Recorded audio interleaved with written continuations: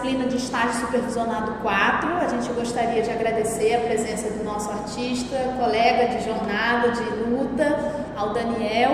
E eu gostaria também de agradecer ao Adão, como nosso estudante da disciplina de estágio, pela parceria para essa entrevista no dia de hoje. Bom, eu me chamo Daniel dos Santos Pereira, esse é meu nome de registro, mas artisticamente eu sou conhecido como Dan pelo movimento urbano, pelo grafite, pela cena das linguagens das artes urbanas aqui nesse contexto urbano da cidade de Boa Vista. E também Kiagê é um nome mais a referência indígena que eu possui agora, após entrar num projeto de uma banda onde enaltece a cultura indígena, e aí em alguns aspectos eu me aderi com esse nome, me senti muito à vontade de inserir isso dentro do meu nome artístico. Então, Dan Kiagê é meu nome artístico. Estou aqui, né, com os meus trajes da banda, estou com alguns acessórios indígenas produzidos por artesãos indígenas, cabelo preto, né, não liso, ondulado, uma pele um pouco mais escura, um pouco também dessa mistura dos povos indígenas também. Então essa é a configuração que eu estou presente hoje aqui, né? Essa é a minha corporalidade hoje neste lugar.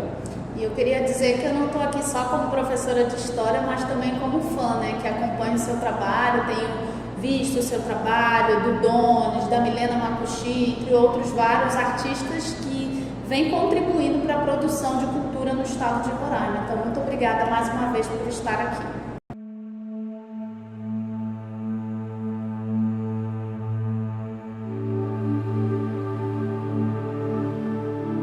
A pergunta que eu quero trazer para ti, né, para tu entrar nessas questões de como tu se apresenta enquanto artista, quais são as tuas perspectivas. Primeiro, o que é arte para ti? Essa é a pergunta do feijão com arroz, mas ela tem que ser feita. Sim, até porque falar de arte é falar de muitas coisas. E conceituar a arte talvez seja o maior desafio para todos nós, né? Porque é uma coisa que já vemos realizando até mesmo antes de se criar todo esse contexto de sociedade, né? Desde a pré-história, já realizando algumas obras de arte, né? Enfim, formas de linguagem, vamos dizer assim, códigos. Então a arte, ela atravessa todos esses conceitos, né? Sociais, críticos, uma forma de linguagem, uma forma de expressão, então manifestação. Então a arte, ela atravessa todos esses conceitos, né? Então falar de arte no conceito simplório, assim, a grosso modo, é até complicado, né? Porque existem várias culturas, existem vários tipos de contatos diferentes, né? Existe uma pluralidade. Então conceituar a arte vai depender muito desse contexto onde você está inserido, né? Que sociedade, qual é a cultura. Então todo esse arcabouço ele vai pelo menos nos dar um direcionamento de arte. E aí onde é que eu me entro, você fala assim, o que eu entendo por arte, né? Qual é o meu arcabouço, qual é o meu contexto, né? Onde eu estou inserido dentro de tentar conceituar a arte. Primeiro, né, sou estudante de artes visuais, para começar. Então eu estou tendo um contato não só pela vivência cultural, mas também acadêmica, também como forma de ciência, como forma de conhecimento.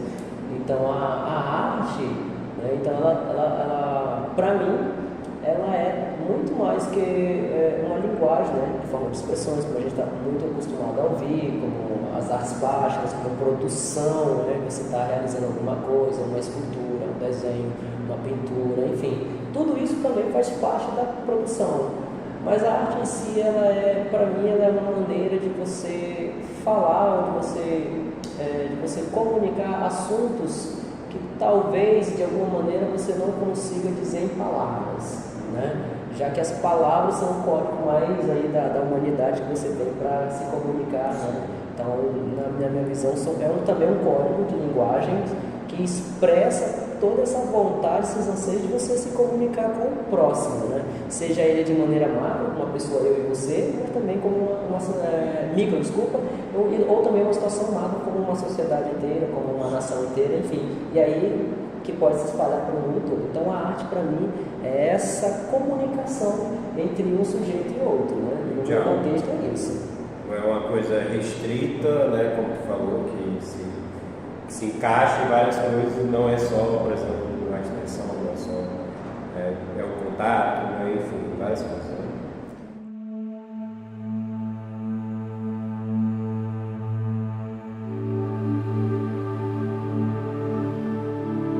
Dentro dessa perspectiva, Daniel, quais são as bandeiras de luta que você tem levantado durante sua atuação como artista no estado de Roraima? Quais são os sentimentos que advêm desse processo que vocês têm, não só você, mas toda essa coletividade tem investido aqui no estado? Acho que para responder essa pergunta eu também vim falar um pouco dessa minha trajetória, né? Para entender quem é o GAN, para entender de onde é que a gente parte, né? Então, eu venho de uma outra ciência, eu venho das ciências exatas, eu venho da matemática, mas eu já falei isso em outras entrevistas, né, onde eu falo desse meu contato inicial com as artes. Ela vem exatamente de um movimento de urbanidade, né, de uma fala urbana, de um contexto social, político, que é o movimento do hip hop, né, e aí mais especificamente com a linguagem do grafite, né, dessas artes urbanas. E aí, isso vem no contexto de uma pandemia, e aí eu encontrei muitas dificuldades de manter o meu estudo em matemática na pandemia, né? É um ensino muito complicado, eu estava muito naquela, né, fica em casa, aquela coisa do isolamento, da quarentena, e aí a gente precisava de alguma coisa. E aí também tem essa questão das artes, né? Esse anseio do próprio sujeito em criar, né? Em realizar e recriar. E esse meu anseio ele foi suprido quando tenho aquele alívio, né? Vou para a rua e começo a ver as linguagens dos muralismos, dos grafites, inclusive dentro da universidade, né? Quando eu vi algumas pinturas murais do projeto Arte do Campo, que tem na universidade, e aí posteriormente, né, tem o coletivo Plaque. Então é outro contexto, mas são as minhas visualidades começam aí.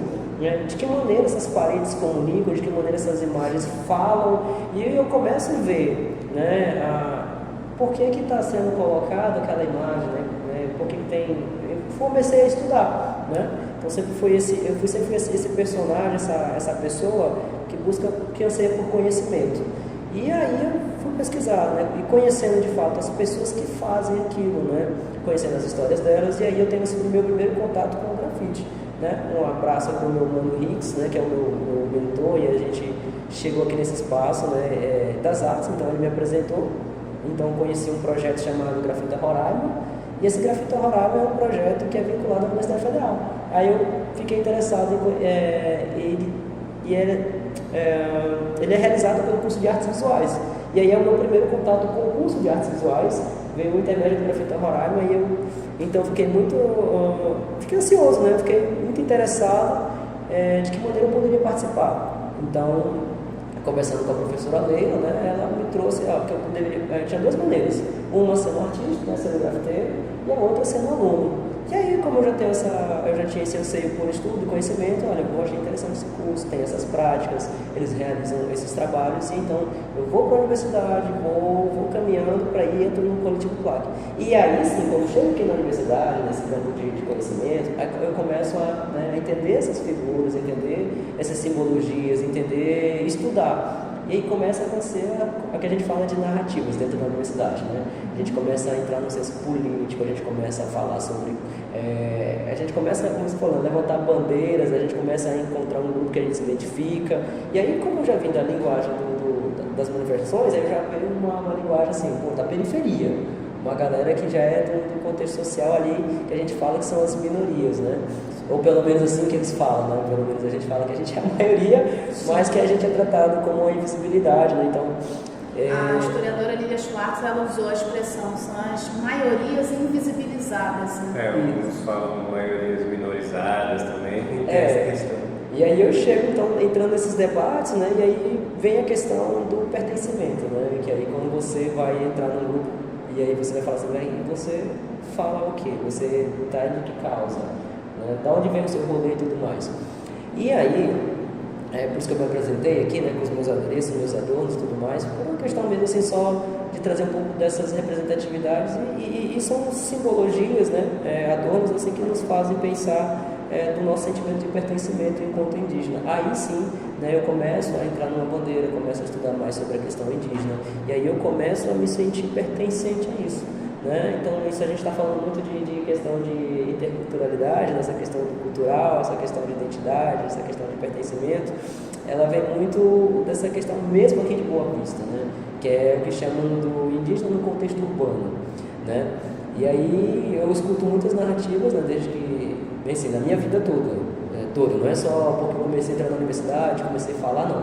É desde que eu me entendo por gente, eu sempre venho escutando essa narrativa de que, olha, você não é mais um indígena, né? É sempre aquela imagem daquele sujeito estereótipo, né, do indígena trancado no mato, do indígena que vive isolado, do indígena, enfim, sempre eu venho acompanhando isso desde que eu me entendo por gente, né? Desde lá do meu pré-escolar lá, então sempre naquelas falas preconceituosas que é como piada, né? Mas que vai assim, de maneira estrutural. Daí você vai passando por isso e nem percebe que está ali sofrendo ali aquele preconceito, você nem percebe que está passando por um processo ali de exclusão, enfim, são tantas narrativas que eu só comecei a me deparar depois de adulto, né? De sujeito formado, depois de entrar e começar a conhecer de fato a história, depois de estudar, né, já que a gente está falando de processos históricos e tal, e aí eu começo a ler, ter as referências e começo a questionar, peraí, isso realmente foi assim? Isso realmente, né, e a gente começa a ver também as questões de referência, quem escreveu, quem está falando sobre o que,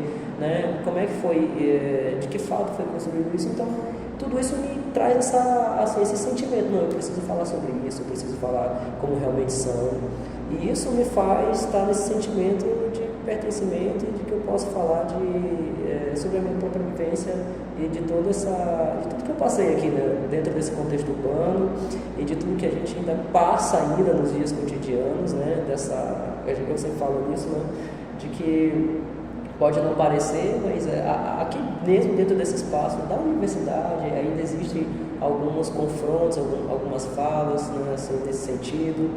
Mas eu acho que é muito pela essa questão mesmo do ensino, né? Do que as pessoas, do que a geração aprendeu na escola enquanto contexto histórico, então isso é muito difícil você mudar sem instalar de dedos, né? Enfim, são questões que a gente vai trabalhando aos poucos. Mas essa é a minha perspectiva, né? Essa é a minha bandeira, eu estou atualmente nesses projetos culturais voltados para a identidade indígena e estou aí nessa luta levantando essa bandeira, né?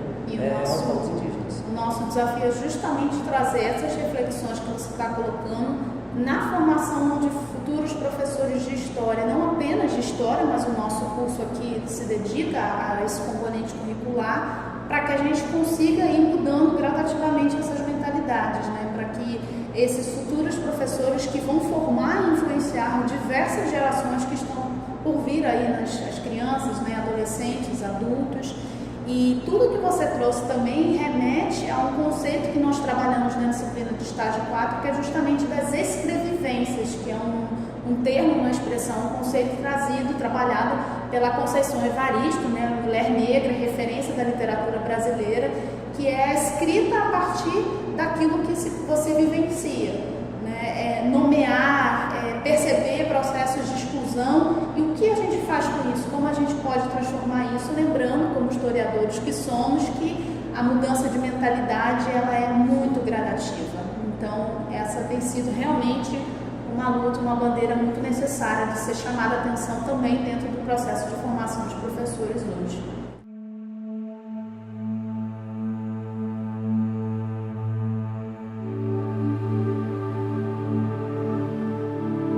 Tem identificado frutos do teu trabalho?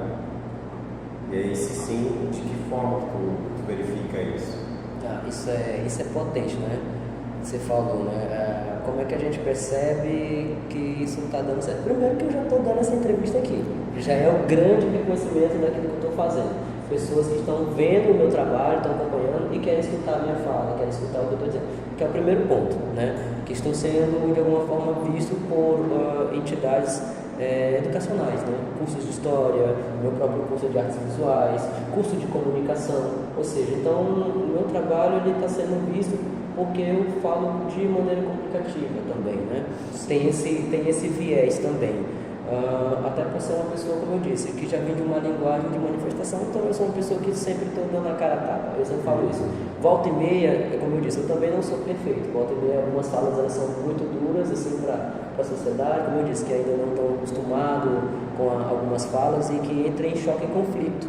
E isso, como eu disse, de maneira assim, a grosso modo, acaba de alguma maneira para algumas pessoas acendendo uma bandeira de, poxa, ele fala, ele me representa, e também tem aquele outro lado, não, isso não me representa, e tem aquelas dúvidas, aquelas questões. Como é que eu sinto? Primeiro é isso, né, que as pessoas estão me chamando, né, para falar sobre isso. Isso já é um grande fruto. As pessoas estão reconhecendo o meu trabalho e de que forma eu represento isso, né? Sendo pelo pertencimento, sendo pela fala de alguém que está aqui de alguma maneira buscando mais ainda mais ter esse sentimento, ter mais essa garra, vontade, esse movimento de luta e reconhecimento principalmente, né, da cultura dos povos indígenas. Outra forma também que eu vejo é que, estando dentro desse campo universitário, né, acadêmico, é que a gente, como aqui vocês estamos numa disciplina de estágio, né, no curso de Histórias, eu também estou numa disciplina de estágio no curso de Artes Visuais. E aí, quando eu estou na escola, né, como eu disse, traçando esses trajes, esses artefatos que eu falo, meus acessórios culturais, algumas criancinhas que estão lá, elas falam assim, tio, eu vi o senhor na televisão, você estava falando alguma coisa, eu achei interessante, né? Olha só, o poder da comunicação que eu estava falando mais cedo, né, nas entrevistas. Ela já identifica. Sim, e aí, olha, tio, eu vi o senhor lá, eu também tenho outro trabalho que é também de mediador de arte na galeria. De volta e meia, eu faço esse trabalho de levar essas crianças para ter essa educação cultural, que é uma coisa que a gente é muito escasso mesmo, muito difícil ter nesse estado de Roraima, falando estado, porque a gente tem museus, patrimônios históricos, essas questões são outras questões delicadas, a gente fala, e esses espaços mais culturais, assim, que é uma questão ainda, enfim, que aí a gente está trabalhando, né, outras pessoas estão pensando nessa forma de preservar a história e a cultura de Roraima, mas uma delas que eu faço é de contar essas narrativas através da arte, que é levando essa galera, essas crianças para a galeria de arte. Então eu faço um trabalho educativo com elas e já trago a minha própria experiência, né? E alguma dessas narrativas eu faço uma contraposição, como a gente estava falando mais cedo. Né? Muitas questões ainda são eurocêntricas, muito essa questão do mundo europeu, e eu não tipo assim, eu não proíbo, mas eu faço com que as crianças reflitam sobre aquilo. Será que é só isso? Será que não tem algo mais? Então, assim, muitas das falas que eu vejo lá, assim, tio, eu não entendi nada da linguagem aqui, eu não entendi esse quadro, não entendi nada, mas quando o senhor fala, eu consigo pensar, ou seja, no próprio cotidiano dela ali, no momento, e ela vai para casa e muitas delas retornam. Elas retornam, olha, tio, eu vi isso aqui, uma inclusive foi interessante, que ela voltou com um estudo, né, sobre a cultura indígena, e isso me emocionou demais. Ela, eu já descobri que não se fala mais índio, que já é um nome pejorativo. E olha, pejorativo, eu falei assim, olha, e aí é uma criança ali, né, do 6º ano, 5º ano, falando assuntos assim que são muito latentes, assim, aí eu vejo assim, poxa, olha, a sociedade pelo menos já está, de alguma maneira, estou alcançando essa próxima geração. Então, esse sentimento de pertencimento. Outra também que me trouxe uma alegria muito grande foi chegar lá, os professores, né, olha, assim, às vezes fica um pouco assim, olha, eu posso te entrevistar, eu posso falar, porque geralmente eu também estou fazendo algumas culturas corporais, algumas coisas com genipapo, eles perguntam, tatuagem e tal, eu começo a explicar sobre esse processo, né, tem o meu amigo Artidones, o Mark Dones aí, né, o Donis, que fala sobre isso, né, sobre essa cultura corporal, sobre a ancestralidade. Então, quando eu levo isso também para a escola, algumas crianças olham assim, claro que vem aquela questão do estereótipo, olha, o senhor vive lá lá na Maloca, se eu vive lá, como é que é e tudo mais, tarará. E aí, assim, eu sinto que, de alguma maneira, ela também quer falar a vivência dela, né? Porque a gente está em Boa Vista, mas em Boa Vista é pequeno. O resto é só comunidades indígenas, né? Estamos no estado mais indígena do país, né? É o estado que mais possui ali etnias, assim, enfim, de terras preservadas, de demarcação de terras demarcadas, enfim, essa maneira que eu carrego, né? E, então, geralmente essas crianças que estão nesse núcleo, como eles são, iguais a mim. São aqueles indígenas que estão no contexto urbano e que também estão buscando esse sentimento de pertencimento. Então, quando eu vejo uma criança lá falando, poxa, e ela fala com os olhos brilhando, assim, eu também sou indígena, ela se sente representada e ela não se sente mais excluída dentro de uma sala de aula, e aquilo me traz uma felicidade muito grande. Ela se sente confortável para falar com os coleguinhas delas lá, olha, não, eu sou indígena, né? E às vezes que volta e meia, às vezes ela pode até se sentir na resistência de não falar, pelos preconceitos dos colegas, dos alunos, mas não. Quando tem o professor que é indígena e ele está ali, ela já se sente pertencente, ela se sente mais confortável e até motivada para também ser essa voz indígena no futuro. Então isso é a maneira como eu enxergo o que já está acontecendo na realidade, né, nas minhas falas. Além do mais também, quando vou nas comunidades, quando eu escuto, por exemplo, alguém dizer assim, eu não estou tentando aqui desmerecer os demais outros integrantes que passaram, né? Mas quando você vê a fala do pessoal das comunidades, quando a gente está conduzindo, eles falam: eu gostei dessa formação que você está produzindo porque é a nossa cara. Você é como a gente, assim, você é igual a gente. Apesar de você estar morando na cidade, mas a gente sente essa questão do parentesco, da familiaridade. Então é como se o espaço geográfico não mudasse quem eu sou, sabe? Eu estou lá, mesmo estando convivendo na cidade, mas quando vou na comunidade eu também me sinto em casa, eu me sinto como família, e como a gente é na verdade, né? Famílias, é um povo só. Então falar isso em uma só voz, isso é potente demais. Para mim, nesse momento, é o que está trazendo essa grande edificação, de maneira que as pessoas estão reconhecendo esse trabalho, assim. Está sendo bem potente, assim, nesse sentido. Sim, tanto enquanto profissional artista, quanto professor, né, em vários ambientes, eu imagino isso deve ser bom, né? Sim, maravilhoso. Gratifica, né? Demais. Eu acho que tu até tem como se comparar, por exemplo, a mim, né, enquanto professor, falar não só de artista, mas eu vejo muito mais, eu acho que é muito mais fácil, inclusive, de tu verificar isso de, estou me valorizando, do que a mim, né? Porque de fato, por exemplo, enquanto professor normal, eu tenho a verificar nessas pessoas. É o que? A politização? O aprendizado decoreba? Não sei.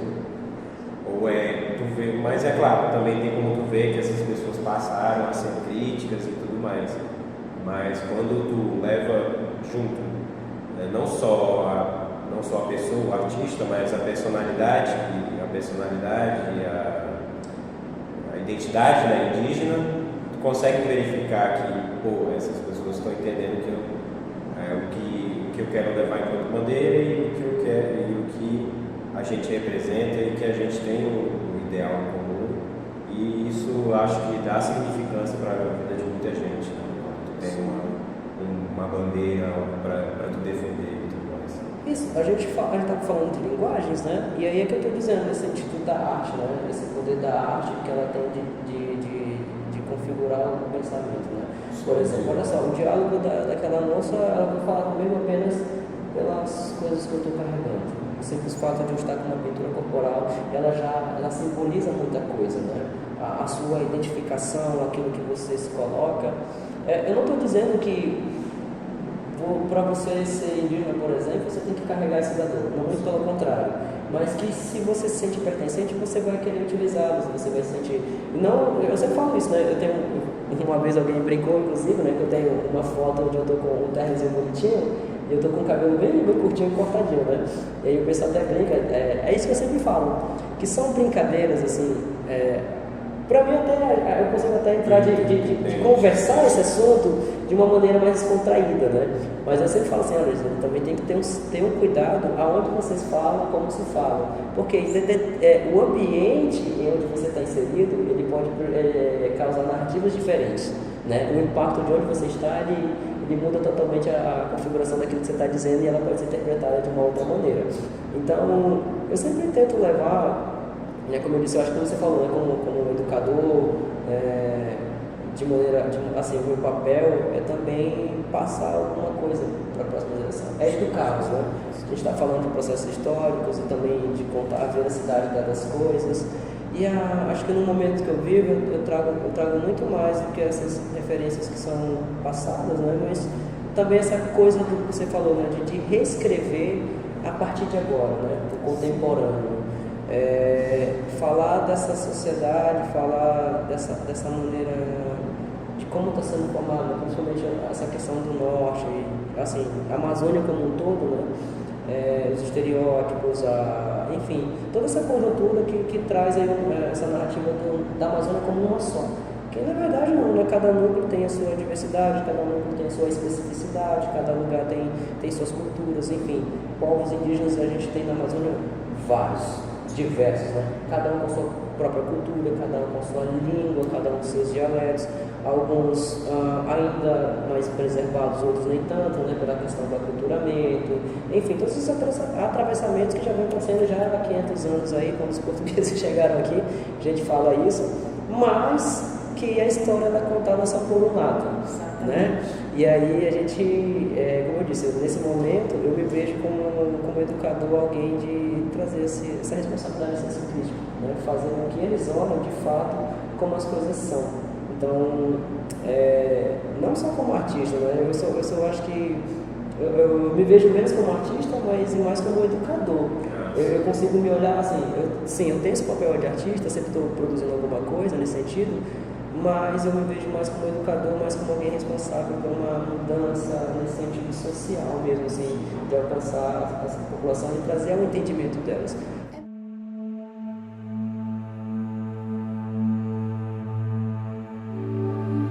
Essa perspectiva que entra a ideia do artivismo? Sim, porque aí que tá, né? Como eu disse, as outras questões que a gente trabalha aqui, a questão da arte em si, da produção em si, do que eu realizo, ela vem como ferramenta, né? A música, o grafite, os meus desenhos, a minha performance, ou seja, o resto, eles são suportes para aquilo que eu busco, né? Para aquilo que eu estou buscando trazer entendimento. Quando eu fiz uma performance, e aí é uma linguagem de arte, que até mesmo para os próprios artistas é uma linguagem incompreendida, assim, eles não ficam assim, poxa, eu estou falando aqui nesse cenário de golpista, de Roraima, né? Os alunos ainda têm um certo preconceito, eu fazer isso, não vou nada, sabe? Tudo bem, ok, mas o fato de, eu penso assim, quando você não experimenta algo, quando você não está de perto de algo, é muito difícil você compreender. E ainda mais quando você não vê. E aí é muito mais difícil de você, por exemplo, se você vai documentar alguma coisa, se você não vai lá fazer a pesquisa de campo, se você não está lá diretamente lá, vai ser muito complicado, porque você vai acabar indo nas narrativas de outras pessoas. Outras pessoas vão vir contar e você, a partir disso aqui, escreve. Não. Então tem um processo muito mais verídico quando você de fato acompanha, pesquisa, você vê, não, peraí, não é assim. Eu estava lá, eu acompanhei, eu registrei, documentei, então você como historiador então tem muito mais veracidade porque você estava lá acompanhando. Então, a mesma situação nas artes, ela funciona assim. Então, por exemplo, na música. Então, quando a pessoa só escuta a música e não presta atenção no que a gente está falando, da letra, há sim essa contradição, né? Há sim esse desentendimento. E as pessoas perguntam assim, olha, eu vi você cantando lá, achei muito massa. Você falou a questão da arte, né? Então, muitas pessoas ainda olham esses movimentos, essas ferramentas que a gente usa como entretenimento. Né? Então, essa parte eu acho que é a mais perigosa, né? Então, eu acho que a gente pode até falar, acho que tem uma pergunta mais para o futuro sobre isso.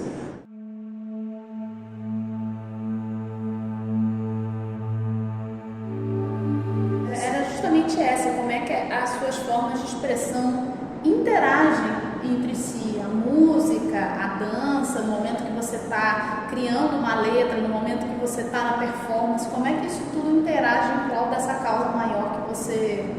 Isso, né? Quando eu cheguei, né, assim, sempre falar da trajetória, sempre falar desse meu momento, quando as pessoas me verem um pouco mais, vamos dizer assim, eu não vou dizer a palavra comportado, mas é do jeito que a sociedade enxerga. Aquele bom aluno, aquele aluno que faz tudo coerente, que segue as regras, que chega no horário, todo o modelo que você... Enfim, esse sistema, né, daqui de educação e também da universidade.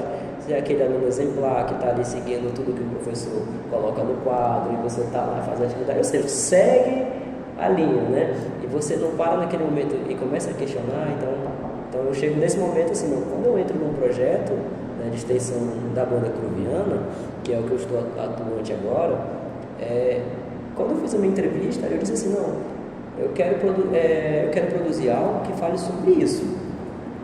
Eu não fui pensando na música como artista, eu quero ser o cantor, eu quero ser o violonista, o tecladista, né? Porque também trabalho com essas outras linguagens, né? Eu também sou instrumentista, também toco alguma coisa, né? Não sou especialista, mas entendo da linguagem musical, né?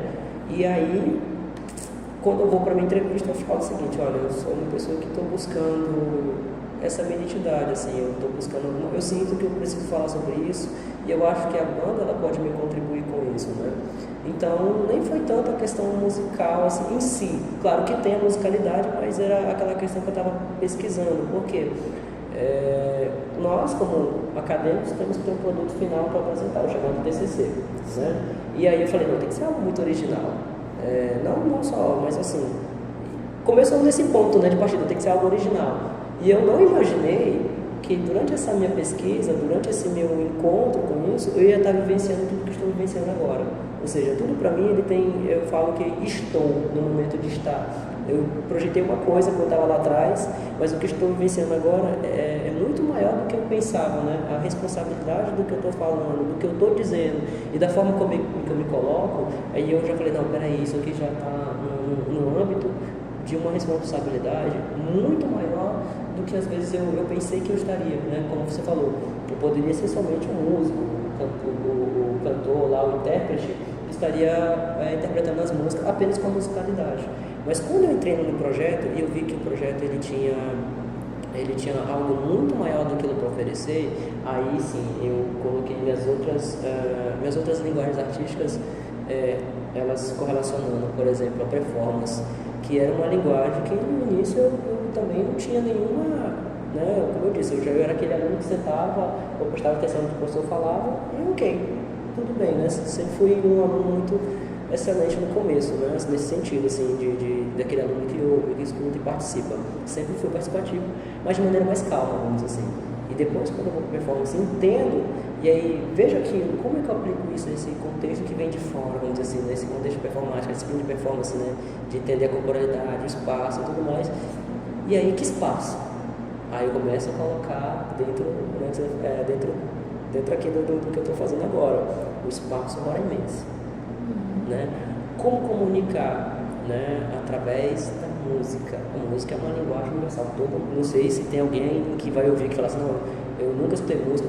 Você pode não gostar de uma música específica, mas todo mundo em si gosta de música. Também está nessa questão do ser humano, nessa vivência, do gosto musical. E aí eu já tenho a música em si. E aí eu junto a performance com a música, né? E já com essa narrativa de pertencimento, junta tudo isso.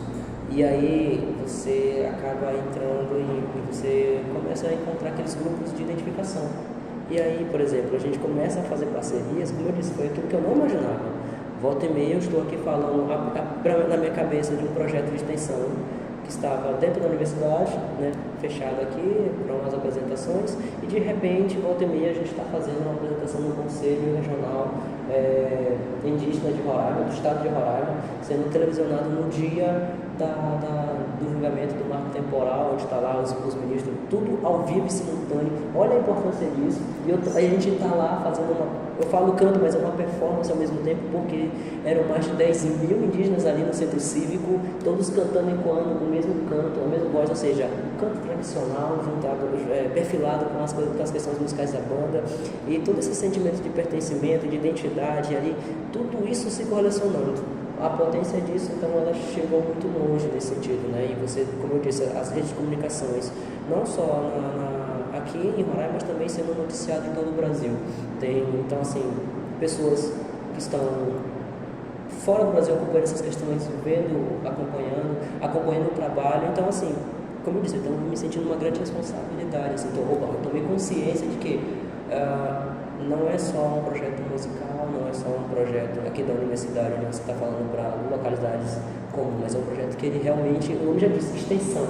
Ela já saiu da universidade e alcançou outros âmbitos. A gente vai nas comunidades, a gente vai, enfim, em todos os públicos possíveis, mas de fato, assim, essa maior identificação ela tem sido com a bandeira indígena. Então, é assim que ela se relaciona e eu me sinto nessa... Enfim, por estar ali presente, meu corpo está sendo aquela pessoa que está ali na frente, então, geralmente, como eu disse, é a pessoa que vai ser direcionada aos olhares, né, assim, porque é você que está segurando o microfone. Como eu disse, é você que está comunicando e passando, então essa é a responsabilidade, e é assim que se relaciona essas linguagens artísticas, né, que eu estou transitando. Sim. Né?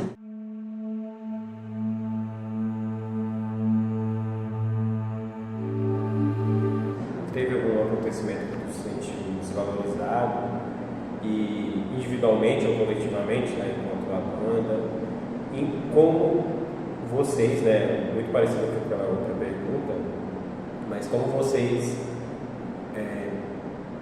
vamos ver, como vocês imaginam essa valorização? É tanto cultural, é de identificação, vocês verem, por exemplo, um grande público, tu vê que as tuas artes chegaram num grande mural, num espaço que tu imaginou que não chegaria, ou, por exemplo, tanto isso financeiro, o que necessariamente é Sim. sobre o acontecimento e como é a forma que tu se sente valorizado. Apesar de eu ter trago assim, uma narrativa, né, a gente está alcançando, chegando nos lugares, sim, mas isso também tem um preço, né? A gente fala das dificuldades. E quando a gente fala de questão indígena, a dificuldade ela ainda é maior. Né? A gente falou muito do contexto educacional, né? A questão enfim, de como é propriamente dito, como é que é enxergado, por exemplo, as artes para a sociedade, para o Estado principalmente, para essas leis que colocam o ensino das artes, né? De que maneira ela realmente é aplicada nas escolas, como é passado para a sociedade. Né?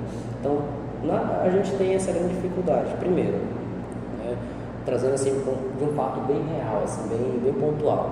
Primeiro que a gente não tem tantos professores de artes visuais, né? Um número ainda muito pequeno, né? O curso e o resultado disso, ou pelo menos isso resulta de um curso ainda muito jovem dentro da universidade, né? Então ainda tem formado poucos professores para atuar de fato, né? O que a gente tem já mudou muito o cenário, mas desde que eu me lembro a minha narrativa, assim, que eu lembro enquanto aluno de escola pública, era que as linguagens das artes nem eram os professores formados em artes que davam a disciplina, né?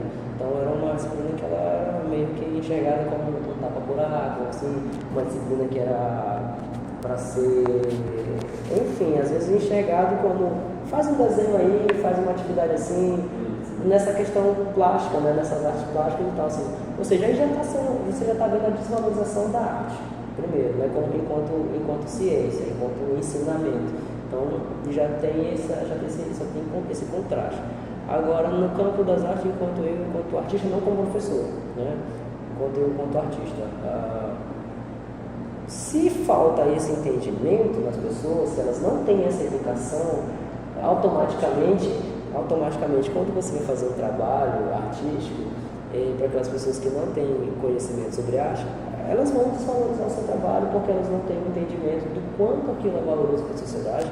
Inclusive, ontem mesmo, né? Olha só, ontem mesmo, numa galeria de arte, né, eu estava fazendo lá e eu escutei os comentários dizendo assim, isso vale mesmo isso, cara? Isso, né, tinha uma obra de arte lá que valia, eu falei, olha, isso aí está em torno de 30 mil reais, essa obra de arte que está aí. Assim, claro que a obra de arte tem todo um contexto, enfim, mas ele falou assim, cara, esse rabiscado aí vale 30 mil, vale mais que um carro. Né? Então assim, ficou assim, eu não entendo, porque na cabeça dele não sei, ou seja, a própria sociedade, né, ela não entende. Então acaba que trazendo para um público muito seletivo, né, muito nichado, né? Então acaba sendo consumido ainda por uma passada da sociedade, no caso, né, quem está ali na elite e tudo mais. E trazendo aqui para o nosso contexto de Roraima, né, então, muito mais. Quando a gente fala de cultura indígena, então, essa desvalorização é muito grande, porque fala assim, a vida, o contraste dessa vida ocidental, né, e essa vida que a gente leva nas comunidades, dessa nossa vida, então ela tem um contraste, elas vão se cruzando, né, e vai tendo algumas percepções. E é difícil, assim, porque você pensa lá, como é que você vai trabalhar o comércio dentro de uma comunidade, por exemplo, né? E aí, como eu disse, eu estou traçando alguns alunos aqui, né, alguns utensílios que são difíceis de encontrar. E aí você precisa também dar esse apoio para essas pessoas, né? Então as pessoas que fabricam, trabalhando na cana de barro, enfim, tem todo um material, tem todo um recurso para fazer aquilo. E aí a própria subsistência mesmo daquele lugar, dos artistas que produzem, isso é difícil. Então a gente encontra, isso você vai pontuar artistas, por exemplo, né? Eu estou falando aqui de maneira geral, assim, não só nesse sentido. Mas, por exemplo, enquanto artista, enquanto grafiteiro, por exemplo, a galera sabe o que custa. Então, quando eu passo lá um orçamento e a galera de fato, eita, é caro, né? Só o material para você produzir aquilo é caro e tal. E aí algumas pessoas, assim, claro que a grande maioria não entende, então, assim, você vê no olhar e na narrativa delas, né? Aí elas até dizem, não, eu vou aprender porque eu vou ganhar dinheiro, porque, ou seja, elas entendem, mas elas não te dão, elas não acham que aquilo é justo, elas não acham que o trabalho que você faz, ele vale. Né? Então, como eu disse no começo, porque para eles a arte ela é mais como entretenimento. Eu quero fazer uma coisa bonita para as pessoas verem e se sentirem confortável aqui. E aí acham que essa mão de obra, as pessoas, artistas, gostam de fazer, mas e a valorização, né? Porque a pessoa vai estar fazendo algo, seja qualquer arte, seja na grafite, seja na pintura, seja em desenho, seja em escultura, a pessoa dedica seu tempo, né? A pessoa dedica seus horários, e às vezes muitas das obras elas nem ficam prontas no mesmo dia, não é uma coisa rápida, tem todo um trabalho no estudo para poder se fazer. Então, acontece muito disso, que muitas pessoas às vezes, né, assim, pela questão econômica também acaba que se subjetando porque é a única coisa, né? Eu já escutei isso de artista, cara, eu vivo disso, se eu não aceitar isso, como é que eu vou viver, né? Então, como é que eu vou trabalhar com a minha arte? Então acaba que aceitando valores bem menos, né, do que a obra dela de fato vale, mas por conta da própria conjuntura, dessa desvalorização da arte como um todo, né? Não estou falando assim de uma específica, mas como um todo. Mas é essa questão que eu falo, né? Então eu acho que o meu papel como educador é exatamente, ainda que seja de pouco, mas semear novas cabeças que elas pensam uma arte diferente, uma arte não só crítica, mas também que as pessoas entendam o seu valor e o seu papel na sociedade.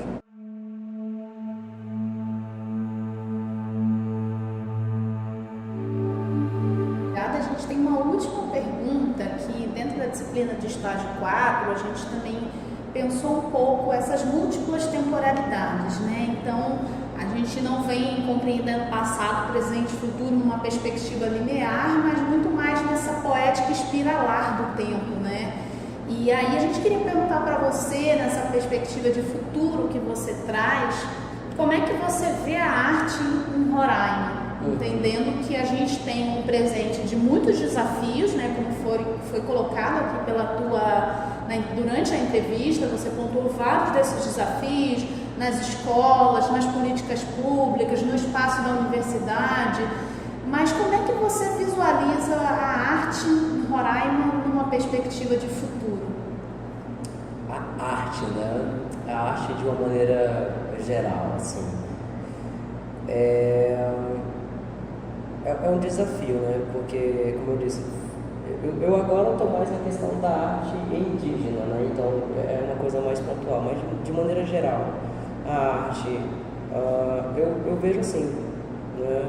Um grande número de pessoas que no meu curso, por exemplo, para formação de professores, eles vêm, eles tentam se adaptar, né, o curso, mas a grande maioria eles acabam desistindo. Eu acho que de todos os cursos, né, sempre tem aquelas pessoas que não se adaptam aí, ou seja, vêm pensando numa coisa e acabam vendo que a realidade é outra, né, e aí elas não estão preparadas para eu sempre falo, né, tipo assim, como eu fui sempre um representante discente, eu sempre falo, gente, vamos ter consciência do que é o curso de arte e do que é um bacharelado de artes, né, são duas coisas totalmente diferentes, embora que elas dialogam, né, e parecem ser a mesma coisa, mas são dois caminhos diferentes. Você caminha mais para as produções, pesquisas, e você vai indo como pesquisador de arte, né, vai se especializando numa área de estudo e até naquilo. Enquanto a licenciatura não é um docente, é um educador, né? E a gente tem bastante desafio nesse sentido, né? Porque é aquilo que a gente trouxe para cá.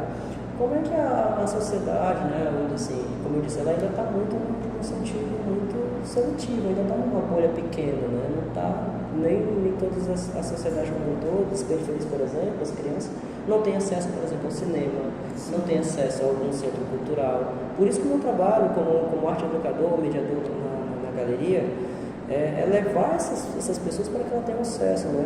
Então, você vê esse contraste, né, da desigualdade social, como ela atinge muito forte a questão da arte também, né? Então, como é que se implica, essa política se implica na sociedade.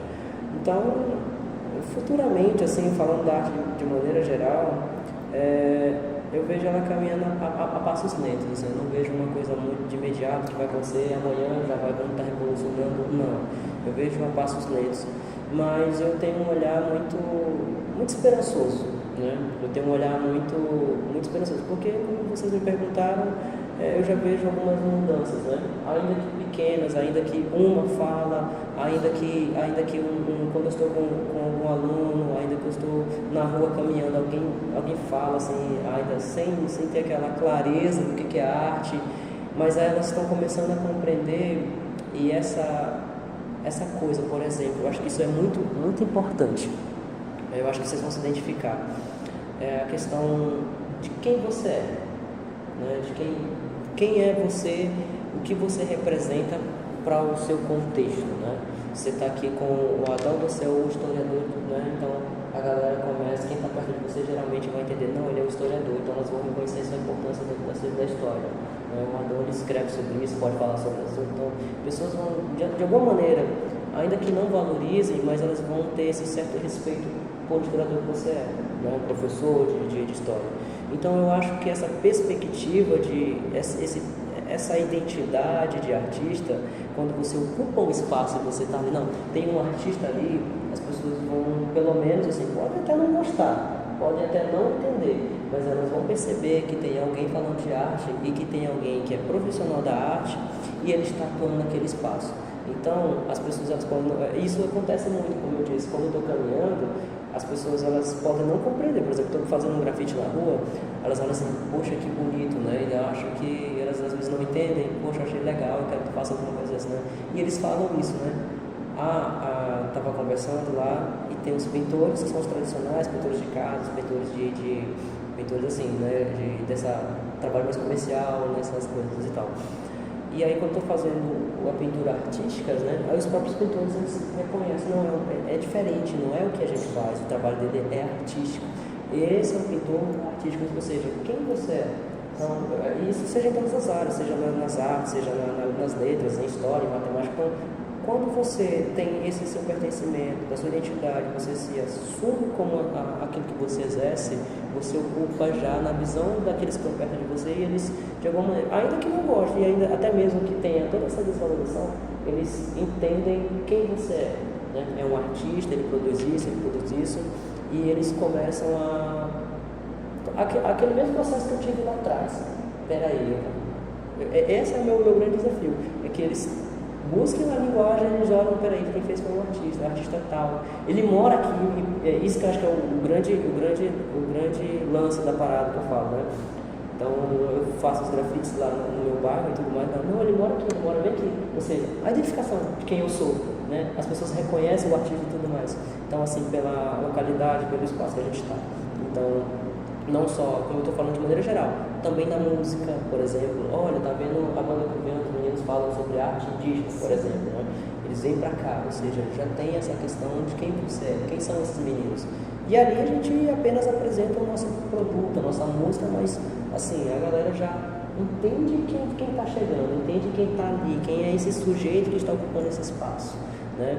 Então eu acredito muito nisso, que quanto mais artistas tiverem, mais pessoas vão ter entendimento, ou pelo menos ou vão buscar conhecer mais sobre o que é a arte, o que cada um faz e qual é o papel da arte no espaço dessa formação humana mesmo, né? De entender a gente volta para aquela pergunta inicial, né? O que é a arte? Então, esse entendimento, que é esses conceitos que são diversos, vão ser falados por diversos artistas, né? A partir dessas perspectivas.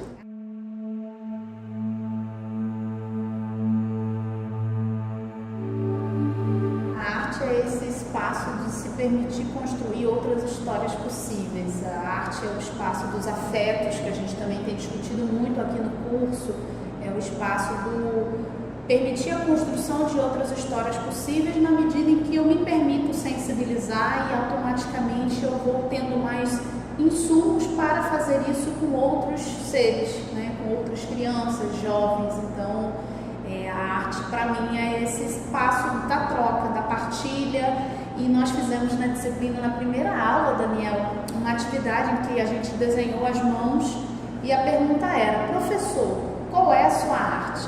E foi bem interessante ver os alunos da disciplina de estágio nessa vivência, porque nós tivemos um caso, né, por exemplo, eu não tenho nenhuma arte, será que não?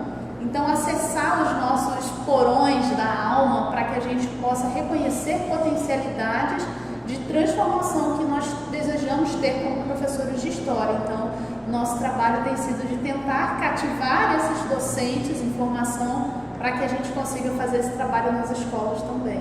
Aqui eu vou, né, eu sei que a gente já está no momento de despedida, mas eu vou deixar essa minha mensagem, né, que eu acredito que acho que é importante também, sim, né?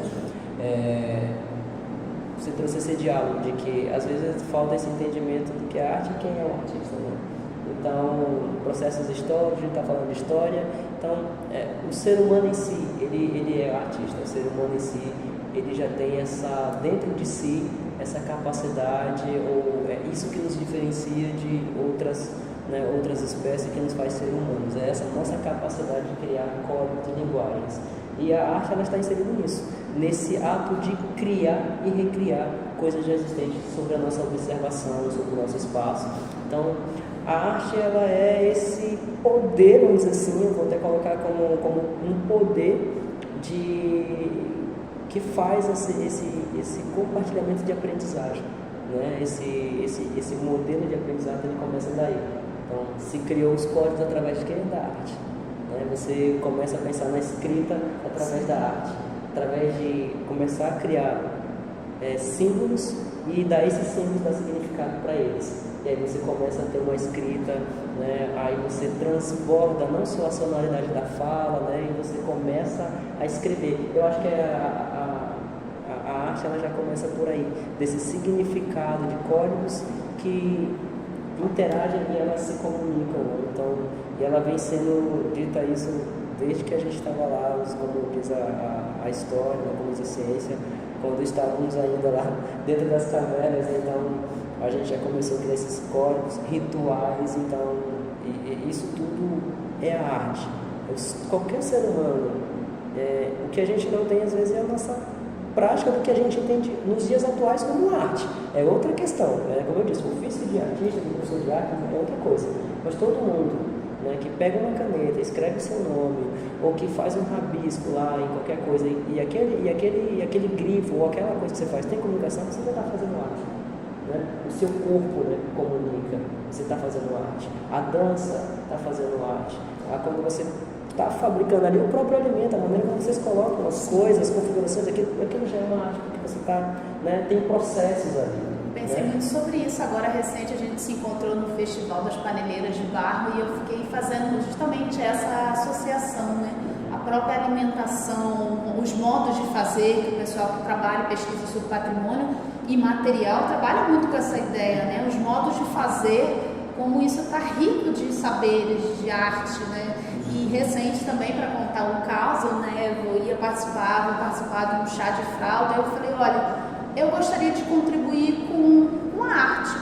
Eu acho que aí eu vou levar um trabalho do Donis, que ele fez, de uma mulher carregando um neném. Eu falei, para mim isso é tão importante quanto a fralda para a criança. Isso é necessidade humana e isso vai trazer, vai contribuir também para esse ser que está em geração. E eu fiquei muito contente de perceber que hoje eu consigo fazer esse movimento que muitas vezes foi passado para a gente como é luxo, e eu entendo que não. A minha casa hoje ela é totalmente feita por trabalhos de artistas, que eu faço questão de conhecer quem são, acompanhar o trabalho, divulgar nas redes sociais, porque isso alimenta a alma. A gente não está preocupado só com o corpo, mas nesse contexto, né? Corpo, espírito, que eu acho que está tudo interligado. Isso eu também tenho e agradeço, porque tenho aprendido muito com essa ancestralidade aqui nessa terra, na Amazônia brasileira, especialmente no estado de Roraima. Sim, a gente fala disso, né? Porque, por exemplo, eu estou aqui, né? Eu estou usando esse grafismo, né, em osso, aqui. Um outro desenho também ancestral, né, de raízes aqui na camisa, e também as penas aqui, né? O que a gente fala com isso? Isso tudo está dentro do ser humano e vai muito das vivências, né? Então, isso aqui é só o produto, vamos dizer assim, isso aqui é o que materializa. É arte? No sentido de que ela está sendo, já é o produto, pois a arte está dentro de você. das suas vivências. Né? Se o Donis não tivesse a vivência dele lá nas comunidades, lá com os parentes, né, os saberes digitais, isso não seria produzido. Né? Então, assim, aqui é só o resultado final, né? É a morte, assim, da visualidade. Mas a arte, ela não... Isso aqui é um produto final, a arte está inserida. Por isso que eu falo que a arte, todo ser humano, ele é artista. Porque todo ser humano, ele tem suas vivências. Ele entende o mundo e suas linguagens de maneiras diferentes. Por isso que a arte não dá para tu conceituar. Porque cada um tem uma vivência diferente, cada um vive num espaço diferente, cada um tem um contexto diferente. Mas todos eles têm essa maneira de identificar as suas coisas. Então, essa maneira de cognição e de você ver o mundo já é a própria arte falando em si, né? Como você vai se apresentar. E aí, como eu disse, cada um vai se posicionar, enfim, vai entrar nesses detalhes, vai se colocar, se posicionar no mundo e se entender como sujeito da maneira, conforme as suas vivências e como se coloca, como se enxerga no mundo também.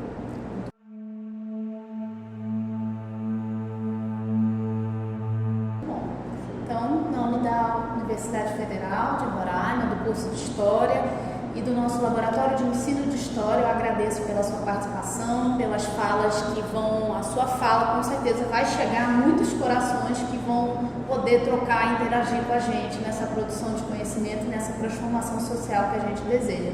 Agradeço também meu parceiro de trabalho.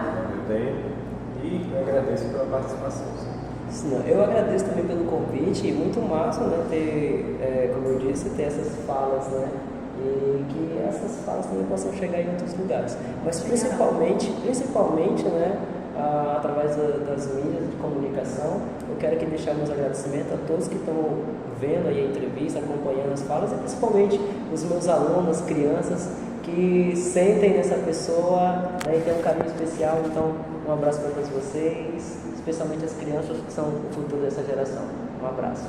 Obrigada.